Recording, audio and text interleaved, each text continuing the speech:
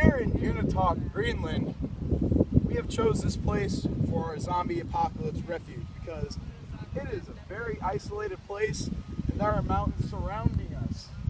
And it just so happens there is a hot spring right over there with very fresh water and a lot of vegetation.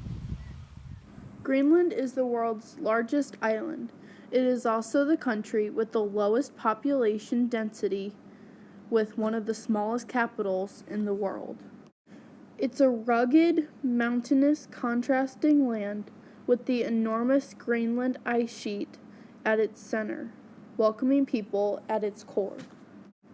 From the Arctic desert landscapes in the far north to Atlantic influences and lush sheep farms in the south, a distinct cultural and climatic diversity shapes our way of living across the geographical vastness of the island, as much as it will inspire your experience. We rely equally on hunting, fishing, and each other to keep the country together and moving forward.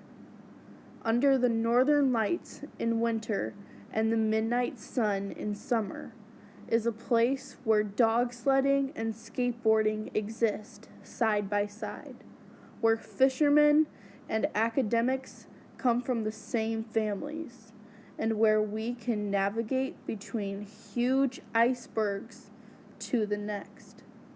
This makes Greenland an exciting destination. Hot springs in Greenland are a common natural phenomenon, but the island of Unitog is home to the only place where hot springs are warm enough to bathe in.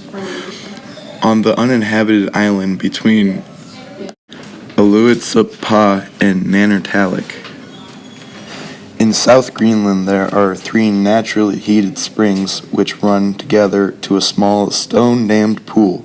Surrounded by mountain peaks and drifting icebergs, you can lie in warm water and enjoy almost surrealistic, beautiful natural surroundings.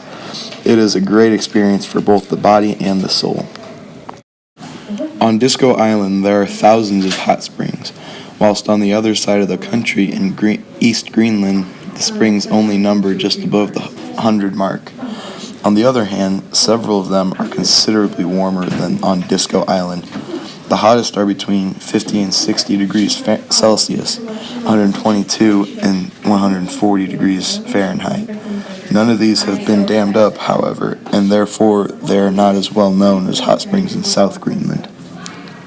The hot springs in Greenland are not due to volcanic activity, as is the case on Iceland. It appears that the water is heated by deep layers in the Earth's crust rubbing against each other. The definition of a hot spring is that it has the same temperature all year round and is warmer than the location's average temperature. The hottest spring in Greenland is around 60 degrees Celsius, 140 degrees Fahrenheit, whilst the hot springs in Unitog provide water with a temperature of 37 to 38 degrees Celsius, 98 to 100 degrees Fahrenheit, an absolutely perfect bathtub temperature. We chose Greenland for our destination because Greenland's outer core has a very low population, so zombies do not have the first impression that there are many people in Greenland for them to eat the brains of. Many zombies wouldn't adventure farther than into Greenland for this reason.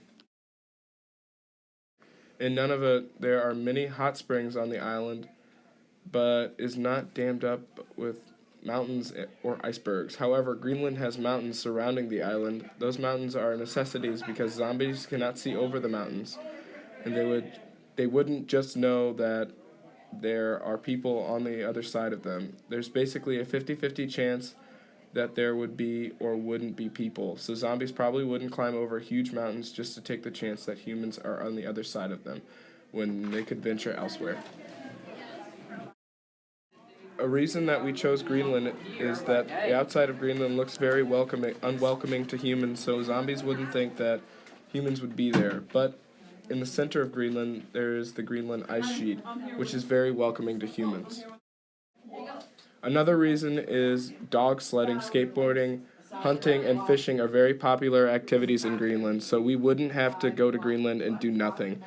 There are fun and exciting activities there so that we could stay there for a long run and not be ultimately bored.